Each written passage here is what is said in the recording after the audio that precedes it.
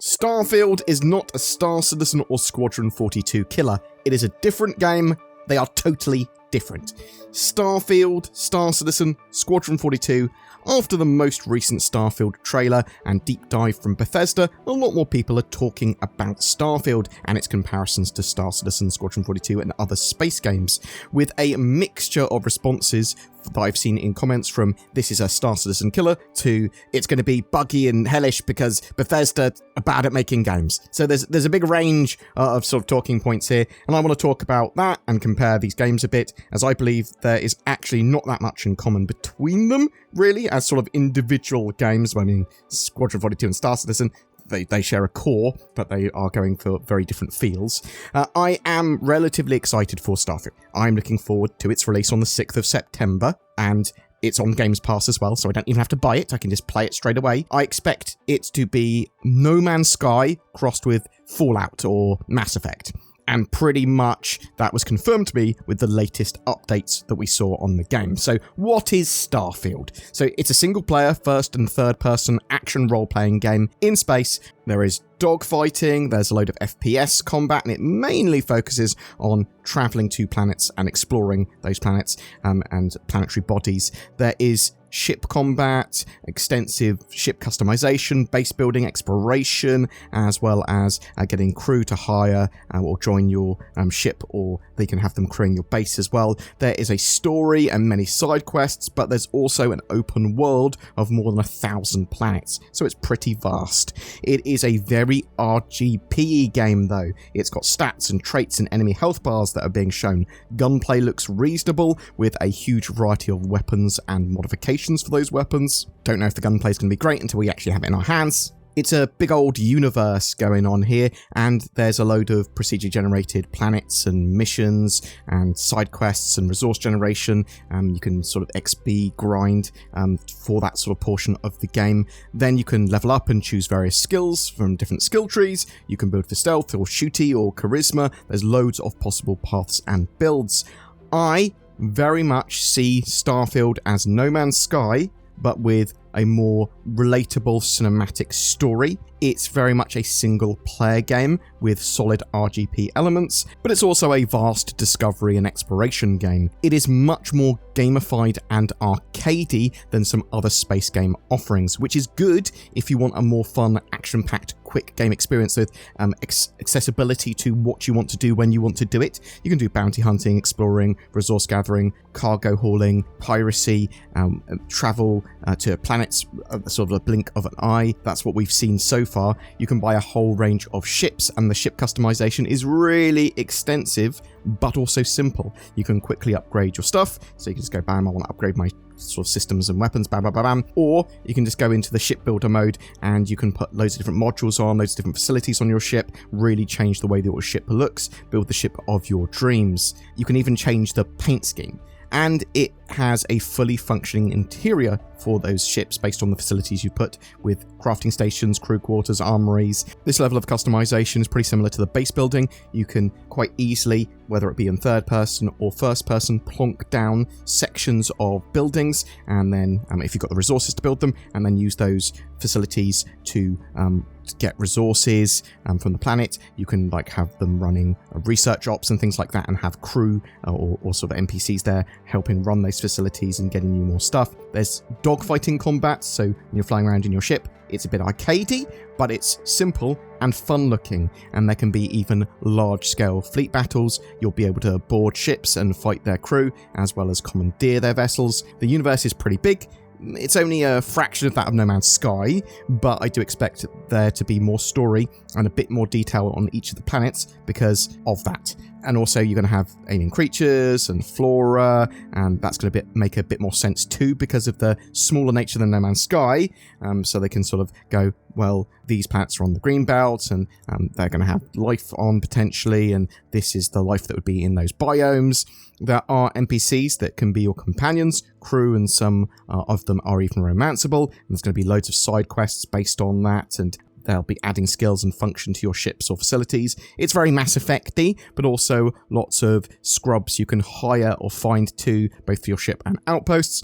Crew can also help you in FPS and in the field. Unlike Star Citizen, there are intelligent robots in the game. Starfield has focused more on function over form for some of it. So, character models, for example, they're not cutting edge. They work. They're there. The game is vast in scope and has lots going on with it, but it doesn't necessarily hit all of the 9s or 10s out of 10s for some of its gameplay, and very much character models is one of those things that it doesn't score particularly high in, but it works. They can have loads of characters everywhere. They're sort of functional for being shot at and stuff. Lighting and planetary surfaces, they look pretty cool, especially at scale. Now, planetary bodies that you can see are visitable, just like in Star Citizen. You can collect resources, scan stuff, find facilities, and pirates, just sort of like exploring Fallout, but at bigger scale. You can scan stuff down, like you can in No Man's Sky. There are asteroid fields and derelict ships to explore as well. Now, there doesn't appear to be any survival mechanics in Starfield. I don't think you need to eat and drink, although there is food and stuff available.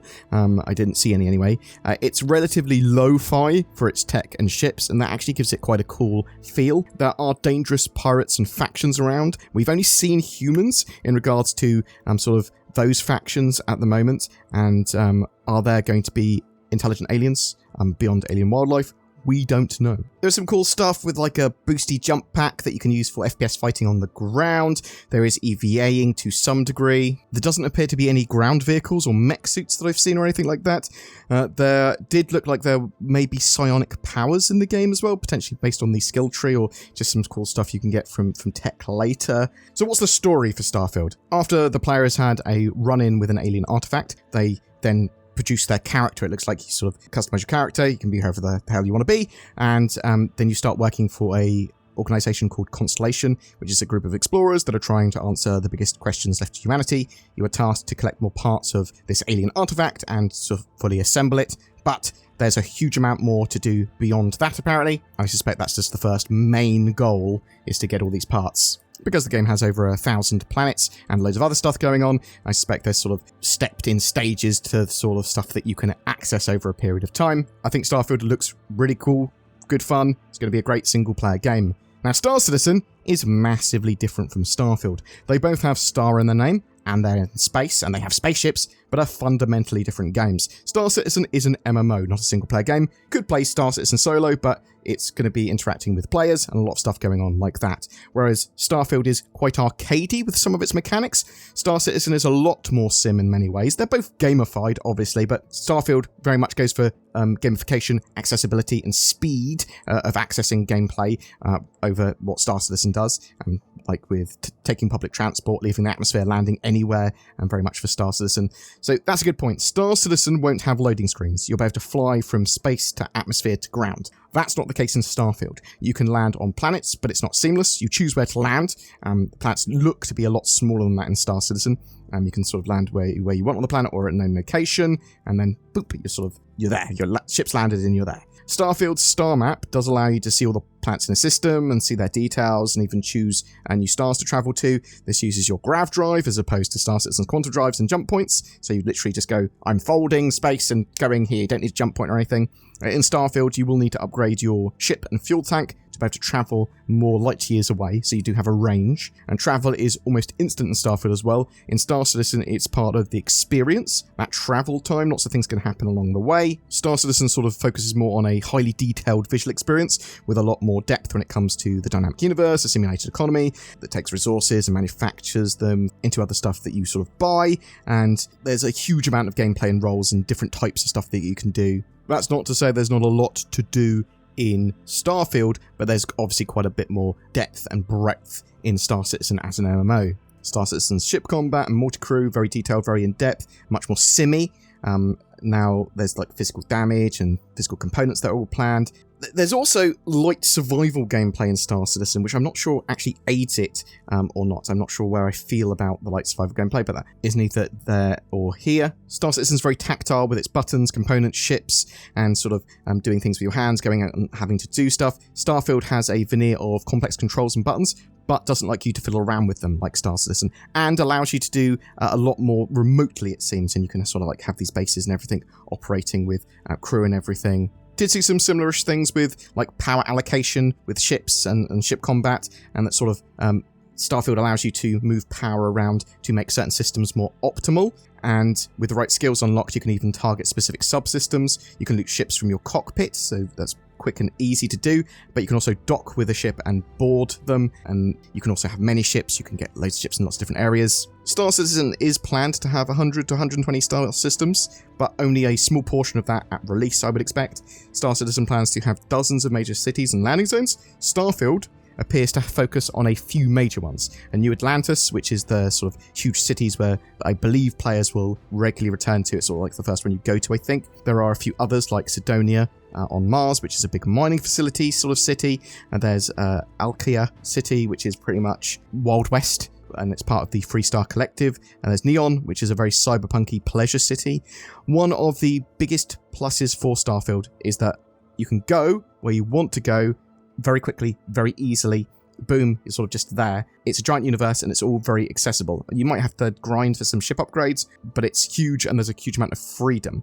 The planets, locations, and quests look to have some randomization and a lot of procedural generation to them. So no two sort of playthroughs will be the same. Everyone's experiences will be pretty unique beyond the sort of main story. So all that side quest, all that stuff that you do in between and the filler, that's going to be quite unique. Star Citizen is already playable, but in alpha. And it's not going to be released for a full release for years, but there are obviously major updates they do a few times a year. And Star Citizen very much has a monetization model where you can buy spaceships with real money if you want to. You can get everything in game, but Starfield, that's going to be buy to play once, and you can't really buy much else than that. There's not a huge monetization model there beyond additional DLC and sort of like new adventures and that sort of stuff to go on.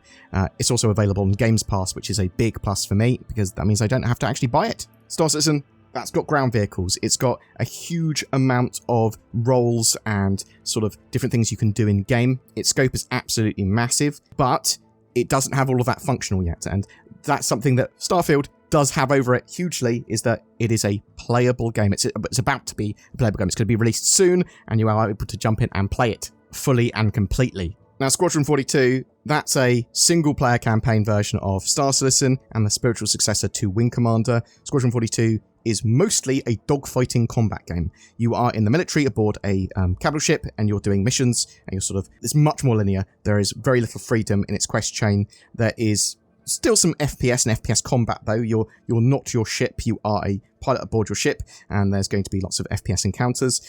But it's very much the story of the characters on your ship and you and the people that you encounter on your mission. It's still not playable. It's not even playable on alpha or anything like that. There's no release date for it either. I'm expecting it within a year and a half to 2 years, maybe. But you're in space, and you're using spaceships in both Squadron 42 and Starfield, but Squadron is linear and doesn't have any base building or any of the roles beyond sort of dogfighting and FPS combat. The NPCs and crew are incredibly detailed, and there is a living, breathing ship operating while you move from off-duty to briefing to heading to the launch bay to flying to a mission, then completing that mission, returning, and then interacting with the crew again. It's a huge cinematic experience that is basically almost like a interactive story or film. They're really going for that cinematic angle. So CIG are going to be taking a look at Starfield and seeing what works and what doesn't, as well as the game's reception. I was burned by Fallout 76 a little bit because I did quite enjoy it, but it didn't have as much as we expected at all. It was like overly hyped. And No Man's Sky started off as trash. I mean, it was no man's lie.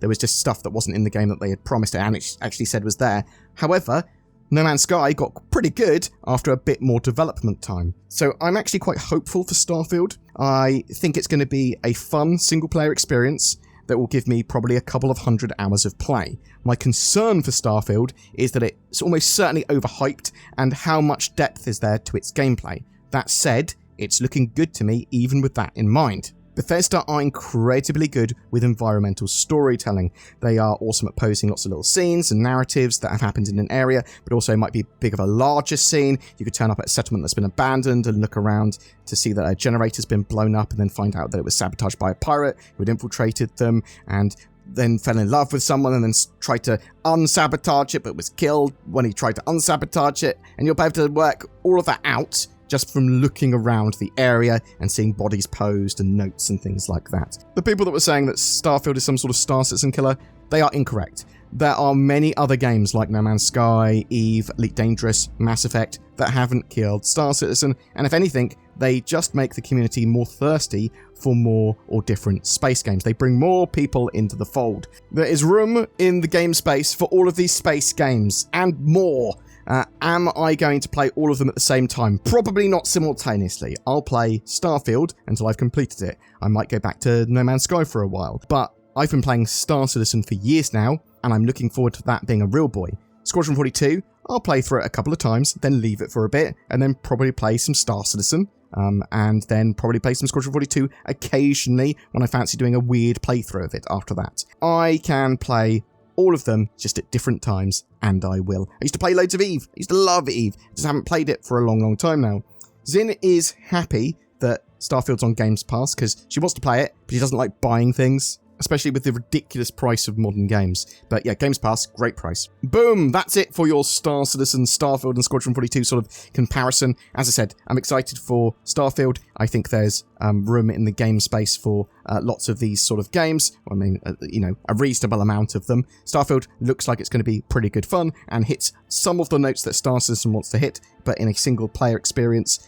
I think it's going to be great for a lot of people, and I think that there's no reason why people that want Star Citizen can't also enjoy Starfield. I'm really interested to know, did I leave any parts of Starfield out? Almost certainly. Tell me in the comments below. What are you thinking with Starfield? Are you really, really looking forward to it? Are you sort of ignoring it because it's single player and you only want a multiplayer game? Do you think it's just going to be immensely better than Star Citizen or Squadron 42? If you differ on opinions with me, that is totally fine. You are entitled to your opinion. No real judgment here. But I encourage you to put your thoughts and questions in the comments below. I'd love to hear from you. Along with, are you going to be buying or playing Starfield, Star Citizen, or Squadron 42, or all of them, some of them, none of them? Let me tell you a story from the book of NordVPN/BoredGamer.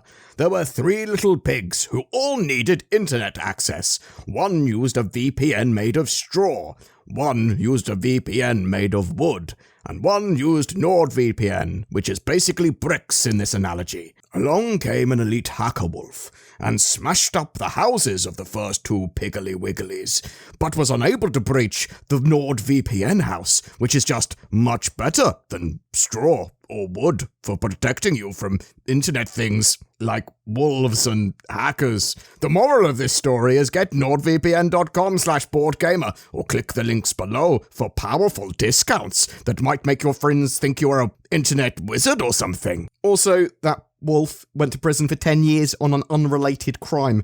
Maybe it was like not liking or subscribing or something? Every month we have a ship giveaway for June 2023. That's going to be for an RSI Constellation Andromeda. This hybrid cargo gunship is perfect for small crews of up to 4. It comes with a P-52 Merlin snub fighter as well, along with lifetime insurance and game access. All you need to start playing Star Citizen. And all you have to do to be in for a chance of winning that is comment on any of my videos made during the month. More details in the video description below. If you would like to further support the channel, please consider pressing the join button under my videos for exclusive membership to the channel, or become a Patreon. I've already got a load of lovely people that do that, and it really goes a long way in allowing us to make daily content. Thank you so much to my channel members and Patreons, but thank you so much for just liking, subscribing, commenting, and watching my videos. Thanks so much for watching, and I'll see you in the verse.